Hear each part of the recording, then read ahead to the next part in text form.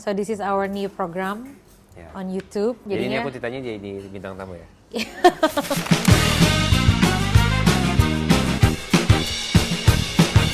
Sekarang kita lagi ada di Queen's Head Kemang. Di sini katanya makanannya lumayan enak yang. Jadi kita langsung aja cobain ya. Thank you. Ini apa? Beef balado short ribs. Kita belum makan siang, jadinya hari ini kita mau makan siang dulu. Grilled sirloin steak.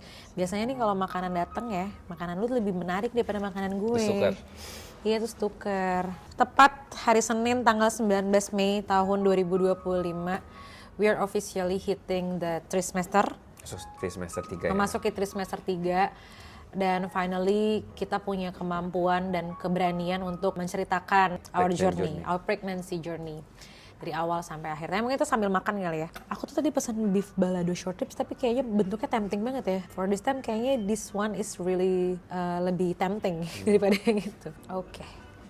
Thank you, Mas. Kita tuh sebenarnya pengen banyak banget yang masuk pertanyaan ke Instagram aku, ke TikTok aku, komen-komen juga. Gimana sih sebenarnya proses Kak Tasya tuh bisa menjemput garis 2? Sopan pertama bareng kali? Gak usah so romantis ya. Kamu kan biasanya gak romantis. Terus. Tapi sebelum kita masuk ke ceritanya, kita coba review makanannya dulu ya. Enak. Enak banget, Cok. Enak loh ya, cobain ya. Ya, makan aja dulu. Ini juga enak soalnya. Cobain dulu. Ubi. Dia kayak, rasanya kayak iga bakar tapi pakai balado. Nah, jadi tuh pertanyaan-pertanyaan itu tuh kan sebenarnya belum pernah kita jawab secara detail. Gimana rasanya mendampingi istri kamu yang bisa dibilang ingin menjemput garis 2 dengan segera? Karena kan kita kan sebenarnya nggak menunda ya. Kalau dari aku sih, dari awal banget itu, aku yang pertama jadinya belajar juga ya.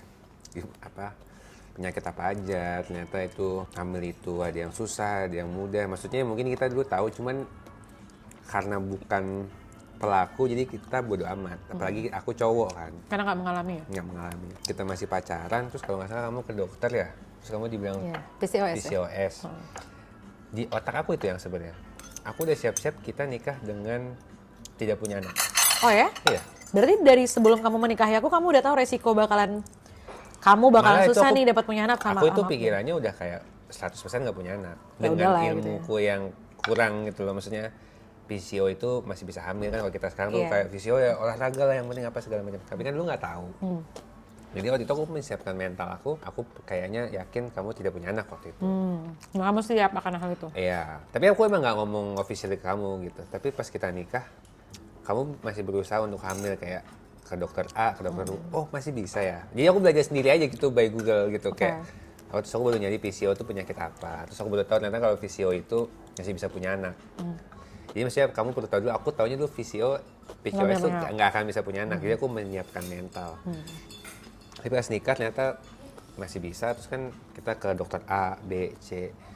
Oh jadi ternyata struggle juga ya. Struggle-nya lumayan ya. Jadi sebenarnya lebih sulit mendampingi kamunya menurut aku. Daripada menghadapi kenyataan bahwa memang punya anak itu susah ya. Oke.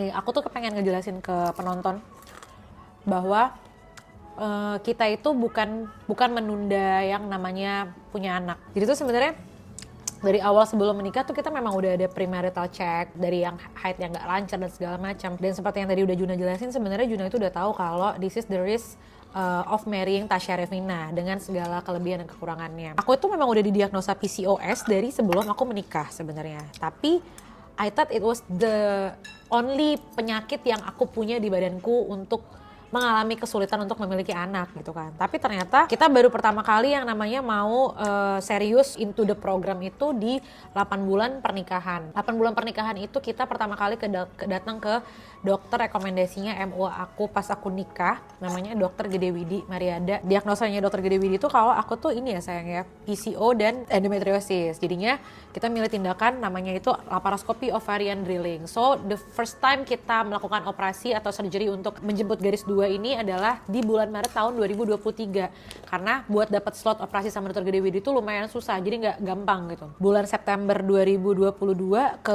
Maret 2023 kita baru bisa dapat jadwal untuk operasi.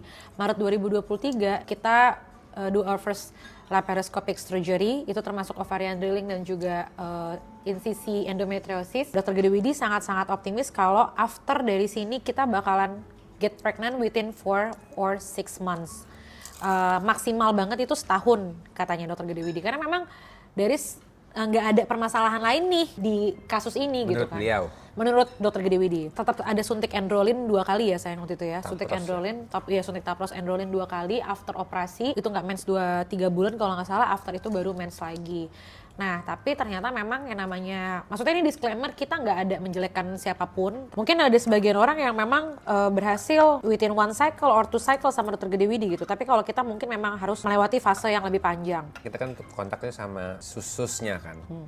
Itu kita nggak pernah boleh datang, sekedar datang hanya untuk ngecek. Loh, kita mau datang tuh ngecek. Konsultasi lagi. Ini udah 3 bulan, 6 bulan nggak hamil. Cuma di situ olahraga, olahraga. Jadi ini sebenarnya ada Maksudnya, dia bisa tahu dari mana kalau 6 bulan itu belum hamil, itu memang belum hamil aja. Dokter Gede itu kalau aku rasa sedikit nggak terlalu suka IVF ya kayaknya. Iya, dia memang Maksudnya, kontra. Kalau bisa alami kenapa iya, enggak betul. gitu. Dan itu menurut aku itu adalah value-nya dia loh, bagus loh, karena dia pinter di situ. Dokter Gede Widi bagus. Dokter Gede Widi itu sangat-sangat humble dan dia such a nice dokter, karena setiap kali kita datang ke dia itu dia kasih kita energi yang positif banget gitu ya. Karena kita sebagai pejuang garis 2 itu tuh bener-bener sesegera mungkin gitu loh. Bukan Waktu ya. Waktu iya, karena kan kita di sini kita kejar-kejaran sama umur ya kan. Siapa sih yang nggak kepengen buru-buru punya momongan gitu kan. Akhirnya 1 tahun dari after laparoskopi itu kita ngerasa kalau kayaknya kita nggak hamil-hamil gitu ya. Udah 3 bulan, 4 bulan, 5 bulan, after mens pertama dan segala macam. Kita mikir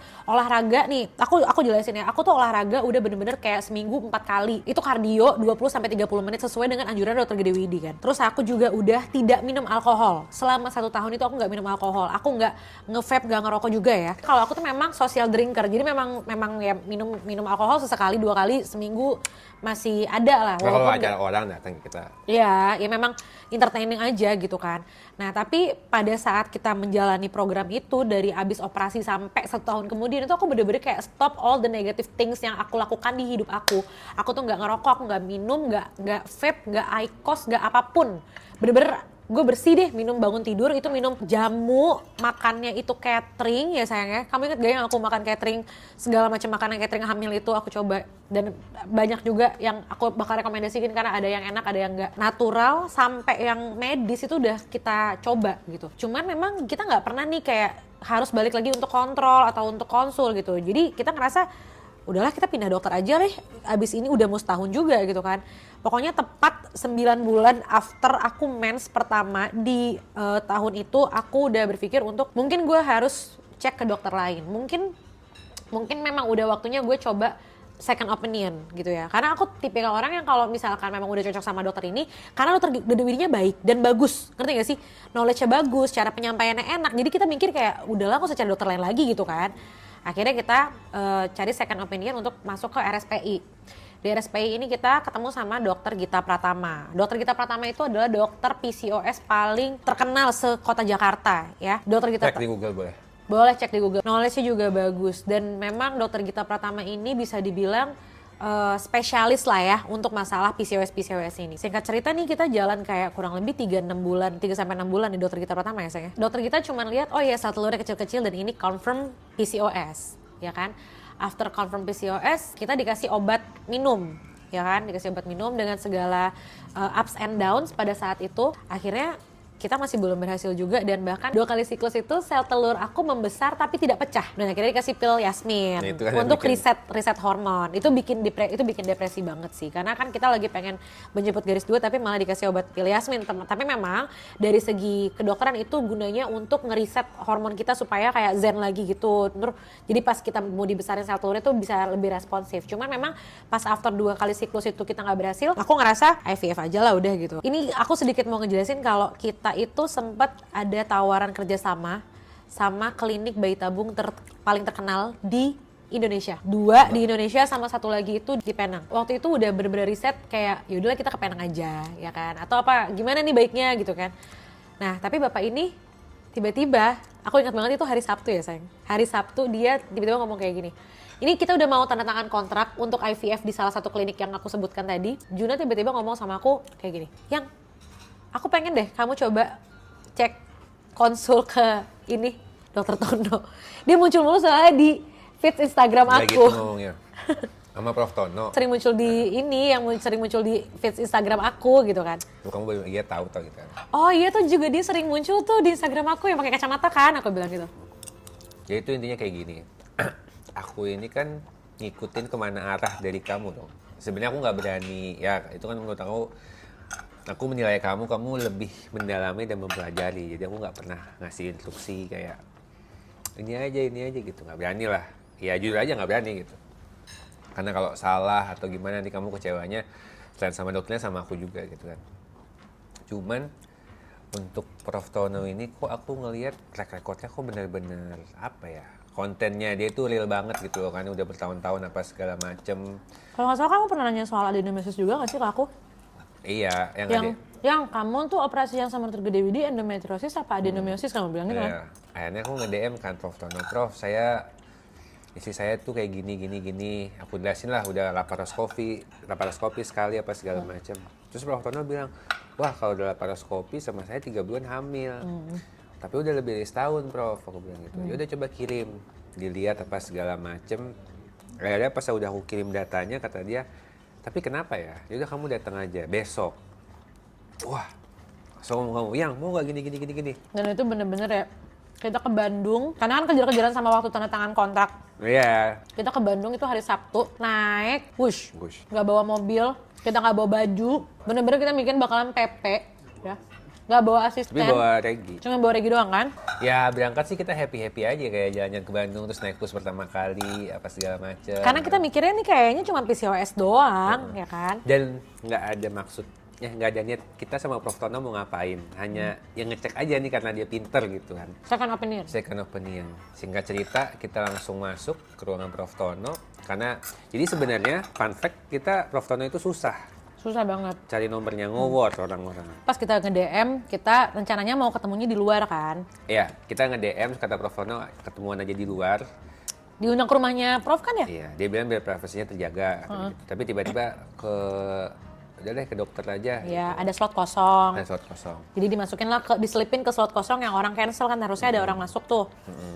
Tapi cancel, jadi akhirnya kita yang masuk. Masuk kita, dicek. Itu USG pertama di ruangannya Prof. Tono dan itu bener-bener kayak disamber geledek. Jadi Tasya di USG, abis itu duduk. Sebenarnya Prof. Tono tuh ngomongnya biasa aja, cuman... Enggak, Prof. Tono ngomongnya kayak gini. Adenomiosis ini mah. Iya, ini mah adenomiosis ya, dengan nada Bandungnya ya. Ini mah adenomiosis ya. Nah, tapi nggak apa-apa, nanti kamu coba second opinion aja sama Dokter Nogi. Pulang dari sini kamu coba USG sama Dokter Nogi untuk confirm apakah saya bener apa enggak gitu. Pokoknya kalau dari saya sih lihatnya ini sebenarnya ini bakal jadi adenomiosis tapi masih belum placement adenomiosisnya. Tapi ini masif loh. Kalau misalkan ini nggak segera diobatin dan kamu nggak segera hamil, ya ini 5 tahun lagi rahim kamu 3 harus... tahun. 3 tahun ya?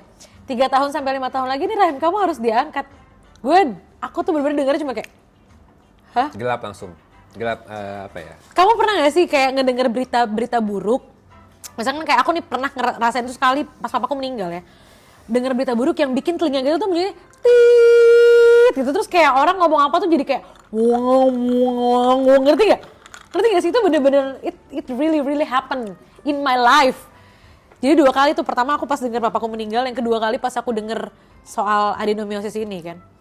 Wah itu dalam pikiranku udah kayak, gue belum pernah hamil ya kan. Harus mendengar diagnosa rahim harus diangkat itu bener-bener kayak disamber geledek di siang hari sih. Terus sama Prof. Tono dibilang afirmasi positif sih sebenarnya ya. Sebenarnya kalau dari posisi aku yang mendengar, itu lebih banyak positifnya. Dan kayak Prof. Tono juga menenangkan. Tapi after keluar dari ruangan situ, Tasya tuh, yang aku gak bisa hamil lagi.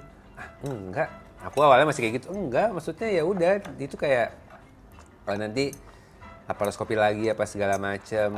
kayak gitu-gitu Jadi kan. sebenarnya tuh dari awal kita ke Prof Tono tuh udah ngasih tahu lo itu bisa hamil tanggung jawab gue, tapi strateginya begini loh gitu. Ya udah, akhirnya kita ngecek darah tuh, keluar dari situ ngecek banyak semua yang dites lah tuh. HbA1c, D-dimer, sama HB. Ya habis itu malamnya kita ke dokter Nugi, besokannya balik lagi ke klinik BFC. BFC-nya. Disclaimer ya, itu kita datang ke Bandung nggak bawa baju, nggak bawa mobil, Nggak bawa parfum. nggak bawa daleman, nggak bawa apapun, nggak bawa alat mandi apapun nggak bawa. Jadi semuanya kita beli on the spot dengan pikiran kacau kalut dan tatapan kosong keluar dari Limijati nyari tempat shisha ya di situ. Apa namanya? Al Jazeera ya?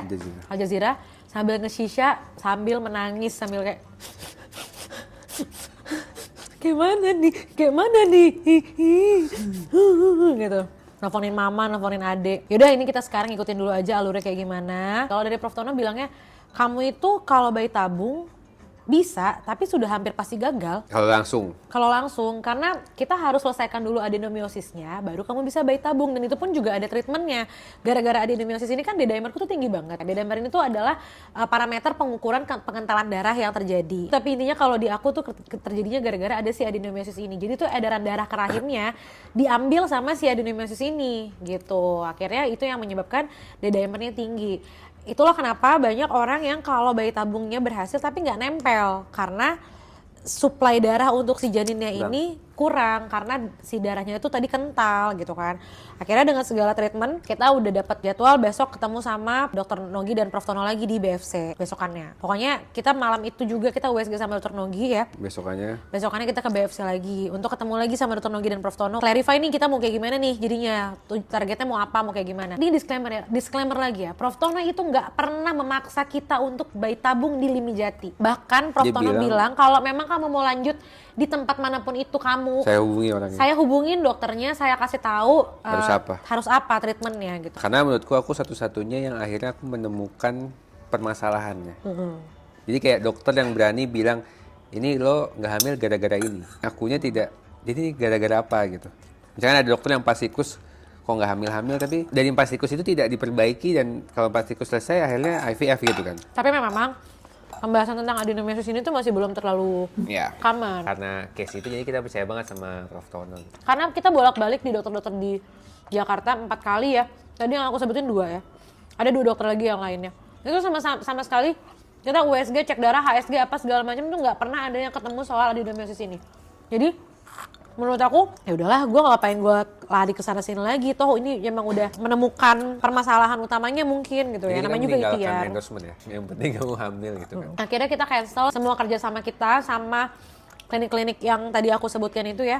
Ada 2 di Indonesia, sama 1 lagi di Penang. Fajri langsung call semua klinik untuk kayak sorry kita nggak bisa lanjut. Tapi kita kerjasamanya. Iya, kita nggak bisa lanjut kerjasamanya karena kata Asyanya ternyata adenomiosis dan segala macam. Dia pokoknya hubungin semua. Dia pihak rumah sakit juga bilang yang mau kerjasama sama kita bahwa itu medical issue ya, maksudnya emergency gitu-gitu kan. Dan yang menemukan tuh dokter Tono. Jadi akhirnya kita memilih untuk IVF dengan semua strategi yang disusun sama Dr. Tono dan tim. Jadi Dr. Tono bilang kalau kamu mau aman, sebenarnya IVF bagus buat ambil telurnya dulu kan katanya.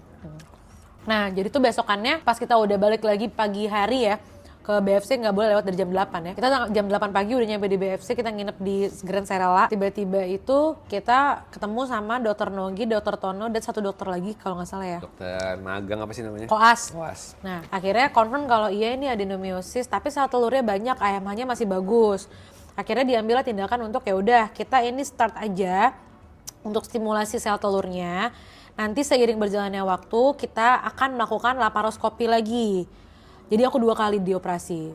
Awalnya bilang waktu itu kita masih udah telat ya, siklusnya udah lewat ya. Nah, jadi pas udah disusun schedule-nya kayak ya udah ini kita stimulasi sel telur, kita laparoskopi, kita akhirnya kayak yaudah kita DP dulu ya. Karena waktu itu memang kebetulan duitnya ada nih. Nah, akhirnya kita mau urus registrasi apa segala macem untuk balik lagi rencananya minggu depan. Karena aku pikir hari itu tuh aku masih hari ke-18. Jadi kayak ya udah after dari sini 4 hari lagi kita balik lagi deh, hari Rabu kita balik lagi apa gimana gitu kan. Terus tiba-tiba aku mikir, tunggu deh, bulan kemarin tuh sampai tanggal 31 kan ya, aku bilang gitu kan. Aku cek lah itu di Flow, karena aku pakai aplikasi Flow kan buat nge-track mens dan ovulasi dan segala macam itu. Ternyata pas aku buka di Flow itu bertepatan hari ke-21. Jadi kalau aku nggak salah inget ya, kita itu harus mulai stimulasi sel telur itu di hari ke-21, dan pas dicek ternyata hari itu adalah hari ke-21. Pas langsung kayak, hah, tunggu. Ini tuh aku hari ke-21. Aku bilang gitu. Ngitungnya itu dari kapan sih? Dari hari pertama terakhir apa gimana gitu kan aku hitung. Oh, Mbak, saya hari ke-21, aku bilang. Oh, yaudah kalau gitu kita bisa mulai hari ini, Bu. Ibu mau mulai hari ini apa mau bulan depan? Aku udah gak mau buang-buang waktu lagi nih ceritanya kan. Udah. Yang saya punya duit kan, ayo kita bayar sekarang. Akhirnya kita udah, karena memang kita awalnya tadi kan udah mempersiapkan juga ya. Maksudnya kayak kalau misalkan ada bayar kemana gitu kan, atau misalkan kita mau ke Pineng nginep apa segala macam, budget kan, tetap ada duit kan yang keluar. Kita registrasi, kita bayar dan kita langsung suntik hari pertama stimulasi sel telur hari itu juga. Proses aku itu adalah aku stimulasi sel telur dulu, terus habis itu aku laparoskopi lagi, diatur kapan aku laparoskopinya. Kita stimulasi sel telur tuh kan sampai beberapa minggu kemudian di track juga sel telurnya membesar apa enggak, udah kapan bisa panen dan segala macam. Akhirnya pas udah siap untuk panen sel telur, kita ovum pick up dan walhasil alhamdulillah kita dapat sel telur itu kurang lebih pokoknya sekitar 40 sel telur lah yang bisa dikawinkan. Nah, Bapak ini kan udah ngambil sampel sel spermanya kan, jadinya tinggal dikawinkan di lab dan kita tinggal menunggu hasil. 4 Juni itu tuh hari Selasa. 4 Juni hari Selasa ya? Ya. Pokoknya bertepatan sama hari ke-21. Pas udah dikawinkan, kita nungguin hasil nih ya. Jadinya gimana nih si embrionya, bagus apa enggak grade-nya, udah harap-harap cemas juga sih. Istilahnya kita punya ikhtiar terakhir sebelum kita panen sel telur, itu tuh kita ada yang namanya kayak konsumsi protein, kaldu beef broth, sama salah satu sampel minuman yang lagi diproduksi sama Karere ya waktu itu, sama Noera. Sama kita si Pregol ini. Aku nyari-nyari tahu jurnal-jurnal nih yang bagus buat kehamilan itu tuh sebenarnya minum apa sih herbalnya gitu kan. Akhirnya sambil ikhtiar stimulasi sel telur, kita juga sambil ikhtiar juga minum sih beberapa hal-hal tersebut. Jadi kayak dari beef broth, terus habis itu protein yang banyak. Sehari tuh aku bisa makan telur puyuh 6 sampai 8 butir. Kadang-kadang kalau bosan aku makan telur rebus sama Pregol drink dari Noera itu. Tapi itu posisinya waktu itu masih sampel, jadi masih belum jadi produknya. Nah, akhirnya pas kita udah dikawinkan nih sel telur sama sel spermanya, kita dapat kualitas embrio itu yang Masya Allah alhamdulillah bagus-bagus ya sayang ya. Dari seleksi alam nih 30 lah, pokoknya 38 lah ya. Akhirnya dari sekian banyak sel telur yang kita dapatkan itu, yang dikawinkan, kita dapat 6 embrio blastosis hari kelima dengan kualitas alhamdulillah pokoknya kita dapat grade itu yang 5AA sama 5AB. Karena kita udah tahu embrio kita udah ada bagus apa segala macam gitu, kita langsung proses yang namanya itu laparoskopi ya sayang ya. Laparoskopi, habis itu laparoskopi kan si embrionya ini di banking. Habis di banking kita dapat jadwal untuk laparoskopi yang kedua kali. Nah, habis laparoskopi baru mulai lagi stimulasi endometrium untuk proses penempelan si embrio tadi ke rahim. Kemarin tuh juga banyak pertanyaan dari netizen tuh, Kak, jarak dari laparoskopi ke bayi tabung itu berapa lama? Sebenarnya aku nggak inget ya berapa lamanya, tapi kalau nggak salah tuh 2 bulan ya sayang. Kalau nggak salah sih sebulan 2 bulan ya.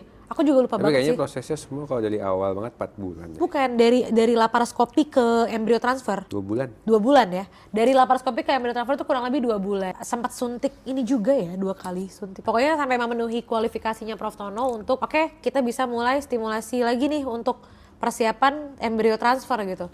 Nah, itu ya kita bolak-balik tuh Jakarta Bandung ya. Budgetnya di situ sih. Budgetnya di situ. Buat yang nanya budget, sebenarnya budget bayi tabung itu berapa sih totalnya?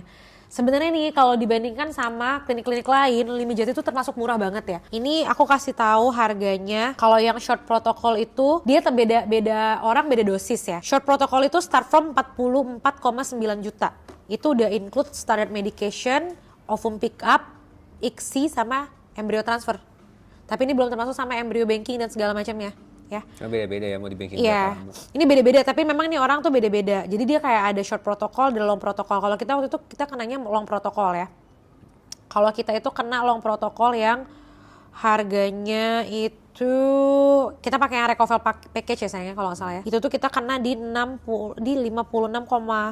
56,8, 62,4. Bayaran pertama di BFC itu 65 juta aja ya. Bayar laginya tuh apa gitu yang aku bilang? Oh, bayar lagi ya? Bayar laginya itu obat stimulasi embrio. Oh iya. Obat stimulasi. Mau embryo transfer itu Ada stimulasi obat lagi. suntikan yang itu bayar. Dan itu bayar lagi. Jadi paketannya itu cuman include embrio transfernya doang, tapi belum sama obat yang untuk stimulasi Dan belum sama endometriumnya banking. itu. Dan belum sama Karena alasannya banking. obatnya beda-beda.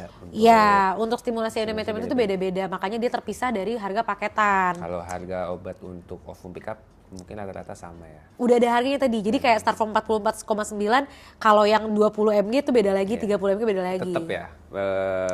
Ada tangga harganya sih. Nah, tapi memang balik lagi itu sebaiknya kalau buat yang bertanya-tanya mendingan langsung ke kliniknya aja. Pokoknya intinya start from-nya segitu, tapi balik lagi itu disesuaikan dengan kebutuhan dari masing-masing pasangan. Ada beberapa pasangan itu yang mungkin suaminya terato. Itu ntar ada treatmentnya juga, karena di BFC juga ada dokter androloginya ya sayang. Sekitar bulan November kita persiapan embryo transfer, akhirnya after embryo transfer kita ditransfer 2 embrio. Sebenarnya kita udah berpikir kayak kembar nih, tapi qadarullah ternyata yang jadi cuman ada satu. Alhamdulillah, tapi ya alhamdulillah masya Allah. Jadi gini, gagal tuh bukan berarti kalau kata Prof. Tono bukan berarti gimana, maksudnya bukan berarti bermasalah atau gimana, takutnya memang cuma kuat satu, iya, apa segala macam. Karena memang pertama mungkin body mass index aku juga lumayan rendah ya, normal mendekati rendah kan. Khawatirnya kalau misalkan memang jadinya dua-dua malah akunya nggak mampu, maksudnya akunya nggak sanggup gitu, bisa jadi malah terjadi kelahiran prematur atau apapun, karena kan kalau bayinya 2 otomatis berat badan si bayi juga pasti akan kebagi gitu loh. Nutrisi si ibu juga akan kebagi. Tapi ini disclaimer ya guys lagi. Ini aku hamil 1 anak aja, rasanya tuh kayak gitu. Ngapnya udah ngap banget. Jadi kalau selama transfer itu, after transfer kita stay di Bandung. Sebenarnya boleh balik ya. Cuman Tasya memilih buat di Bandung biar kalau ada apa-apa deket. Dan ini adalah hal yang paling boring. Karena kita di kota orang, kita nggak bisa jalan-jalan, itu kita bosan banget sih guys. Karena gimana ya, bosen banget 2 minggu tapi kita nggak ngapa-ngapain. Mungkin kalau kita liburan gitu ke Lembang apa segala macam, karena kan kita ngitungin budget juga ya. Jadi kita sewa apartemen juga bukan, apartemennya ya lumayan sih, cuman bukan kayak kita nggak pindah-pindah hotel Lembang apa segala macam, karena tasnya nggak boleh banyak gerak. Udah di situ kita nih nunggu kru aja sampai ganti-gantian, Peggy yang nginep, Bu Ajeng yang nginep. Hari ke-7 tuh ada flag. Flag Kamu coklat. nggak tahu itu? Tahu, aku bilang ada flag Enggak, coklat. yang aku ingat itu, yang kamu flag yang kita nginep. Itu Hamin satu Yang ke Hamin dokter. satu itu aku ingat nge-flag parah gitu. Kalau yang lainnya kan kamu foto nggak apa-apa. Itu Hamin 1 sebelum USG. Iya. Ya kan? Ini hari ke-7 Banyak sebelum cek beta HCG. Kita tuh kan cek beta HCG tuh hari ke-11 ya kalau nggak salah ya. Pokoknya kita cek beta HCG tuh hari ke-11 atau hari ke-9 gitu. Hari ke-7 itu tuh aku nge-flag. Tapi dikit. Cuma kan panik ya. Kenapa nih bed rest lagi. Bener-bener tuh 3 hari di tempat tidur nggak kemana-mana. Maksudnya Tasyanya tuh nggak kegiatan, nggak naik tangga. Kita di apartemen aja. Wah, Iya. bosen banget itu. Nah kita bingung mau ngapain ya kan. Itu ada Kaizen ya. Iya. Main. Itu awalnya kayaknya juga mulai udah lancar merangkak. Akhirnya pas kita cek beta HCG kita itu di 439. Which is itu kalau untuk kehamilan ganda cukup rendah, tapi kalau untuk kehamilan tunggal itu sangat bagus. Sangat tinggi kan. Kita kan di situ kalau baru cek beta HCG itu masih belum ketahuan kalau ini tuh 2 atau 1 yang bener-bener nempel gitu kan. Juna bilang nggak usah tes pack. Nggak tahu kenapa ya, feeling aja gitu loh. Aku mimpi hamil anak cewek. Ya. 2 kali tuh. Tapi nggak cerita ya. Tapi nggak cerita, aku mimpi hamil. Aku pertama mimpi tes pack positif. Terus yang kedua mimpi lahirnya udah langsung lahir. Tapi yang kedua itu mimpi anaknya cewek. Cuman aku masih mikir, emang iya cewek gitu loh, ngerti gak sih? Hari ke-10 itu bangun tidur, aku bener-bener kayak, aduh kayak gue nggak bisa deh, gue mau tes pack deh apapun hasilnya ya udah belakangan deh gitu ya. Pas tes pack itu tes pack pertama yang aku lihat garisnya 2, langsung kayak, wah gemeteran, gitu ya. Gemeteran aku tadinya tuh aku pengen kayak siapin surprise gitu loh ke Juna, nggak pengen langsung ngasih tahu, cuman gak bisa, gue udah gak bisa tidak membagi kebahagiaan ini. Kamera handphone gue mana? Gue gitu kan langsung keluar. Yang liatin yang gitu. Sebenarnya kita nggak mau ngasih tahu Fajri kayak gitu juga ya. Nah paginya kita mau cek beta HCG kan itu. Itu di hari yang sama sayang. Berarti hari ke-11 aku cek beta HCG. Terus aku langsung cek beta HCG kan hari itu juga kan. Gak mau ngasih tahu Fajri sama Raya gini, tapi kayak gak bisa nih, gue harus kasih tahu mereka nih gitu. Dan kata kasih tahu aja gitu kan.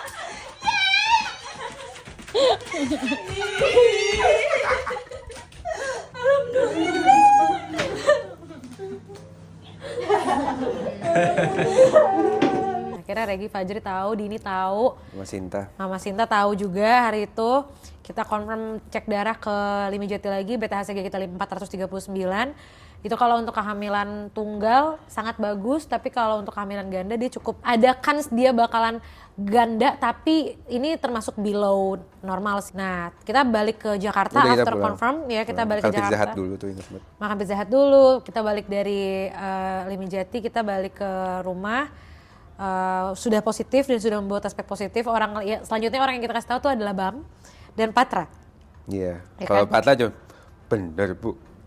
Gitu doang. Kenapa Bu? Ini siapa Bu? Apa Siapa, ini Bu? maksudnya?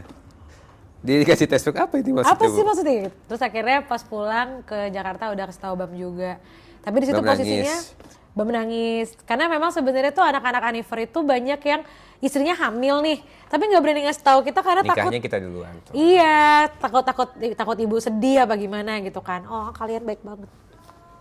Terus akhirnya pas 3 minggu apa 2 minggu gitu after beta HCG kita balik lagi jadwal ke Limi Jati untuk USG detak jantung pertama kali. Dan ternyata pas dicek detak jantung pertama kali confirm dokter Tono bilang kalau ada satu. Ini dulu ada satu jelly bean. Hamin 1. Oh iya. Hamin 1 pendarahan banyak. Lumayan banyak. Banyak sih Iya, itu, lumayan banyak panik. Soalnya tuh kayak kalau di pentiliner tuh dia kayak full segaris pentiliner gitu loh.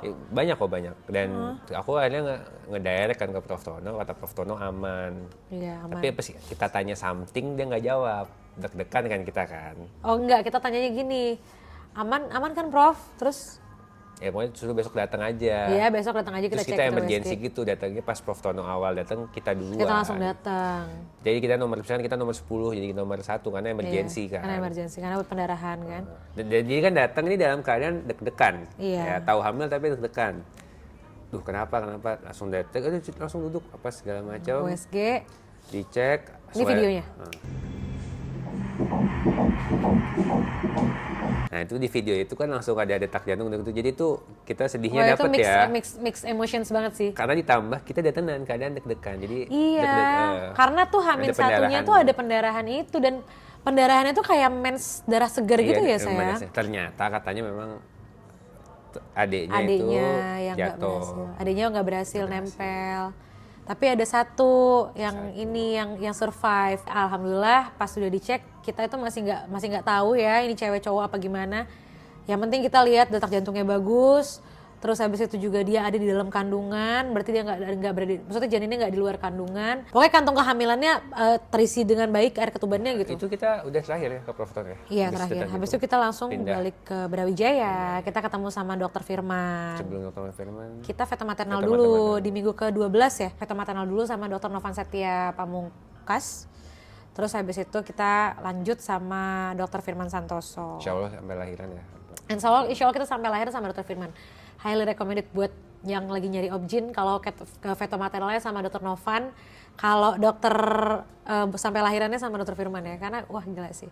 Dr. Firman Santoso benar-benar tipikal dokter yang sangat-sangat dibutuhkan oleh ibu Detail. hamil. Overthinking seperti saya. Dr. Firman I love you. Pokoknya intinya Nggak banyak larangan juga ya. yang penting menjaga. Pokoknya intinya itu perjalanan kita menjemput garis 2, ada banyak banget ups and downs.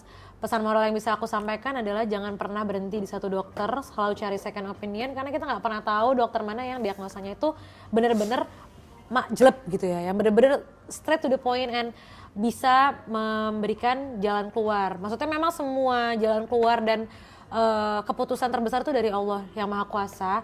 Tapi balik lagi ada banyak dokter yang menjadi perpanjang tangan Allah untuk membantu para pejuang garis 2 di dunia ini. Kalau buat gitu. suami-suami ya jangan cuek, belajar juga. Karena Betul. kadang-kadang kesalahannya itu juga di laki. Nanti Iya. perempuannya baik-baik aja. Iya. Kalau kayak gini tuh harus teamwork. Iya, Benar-benar teamwork. dua-duanya. Sebenarnya ini juga ada peranan penting dari pihak keluarga saya. Dan alhamdulillah keluarga kita berdua sangat-sangat suportif.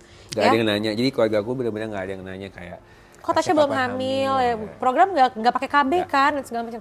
Itu tuh nggak ada pertanyaan-pertanyaan seperti itu. Jadi mungkin yang bisa aku sampaikan di sini untuk para ibu-ibu di luar sana, terutama para ibu-ibu mertua, kakak-kakak ipar, minta tolong banget ini Maya. Kita bukannya nggak berusaha, ya, tapi bukan kakak ipar dan ibu mertua saya, karena kakak ipar dan ibu mertua saya sarangnya. Jadi kita harus sesama perempuan mengerti lah, karena memang bukannya kita nggak berusaha, tapi memang kadang tuh belum ketemu sama jalan keluarnya gitu, ya. Jangan pernah underestimate orang yang sedang berjuang, karena belum tentu perjuangan mereka itu tuh gak ada harganya. Sebenarnya perjuangan mereka itu tuh berharga banget, cuman kita nggak lihat aja jalannya seperti apa. Kan maksudnya kayak kita nggak ada di sepatu yang mereka pakai, jadi kita nggak tahu langkahnya mereka tuh kemana dan berkerikil apa jalanan yang mereka sedang tempuh gitu. Ya, pokoknya kalau kalian ada yang nanya nih dari keluarga atau teman ditanya, kok belum hamil, kapan hamil gitu, kapan hamil, jawab aja lu kapan mati. Nah, karena yang itu semua yang tahu Allah, bener dong. Betul. Sama-sama dari Tuhan toh? Itu yang sama yang cuma dari Tuhan. Jadi itu Betul. anti banget pertanyaan kayak gitu tuh, mohon jangan ditanya ke orang-orang yang lagi struggle. Iya, betul. Dan juga memang kalau menurut kita berdua, peranan suami dan istri itu sangat-sangat penting dan krusial. Karena ada banyak banget yang ketika sedang menjemput garis dua kayak begini malah jadi permasalahan, jadi saling salah-salahan, saling tuduh-tuduhan. Dan itu tuh nggak sehat. Coba kita refleksikan ke diri kita. Kalau misalnya permasalahan ini tuh terjadinya di kita, apakah pasangan kita akan tetap menerima? Maksudnya pasangan kita bakalan seperti apa tindakannya, support juga atau enggak gitu. Jadi intinya peranan suami dan istri itu sangat-sangat penting dan krusial ya. Pokoknya intinya segitu dulu dari kita berdua. Thank you udah nonton video ini. Kita masih belum dapat nama program untuk podcast seperti ini. Tapi pas keluar udah ada namanya. Insya Allah. Tapi kalau misalkan kalian punya rekomendasi nama, boleh di komen juga di bawah. Kira-kira apa yang cocok untuk nama program ini. Oke? Thank you for watching. Bye! Tapi ini dagingnya enak loh. Maksudnya dia lembut gitu.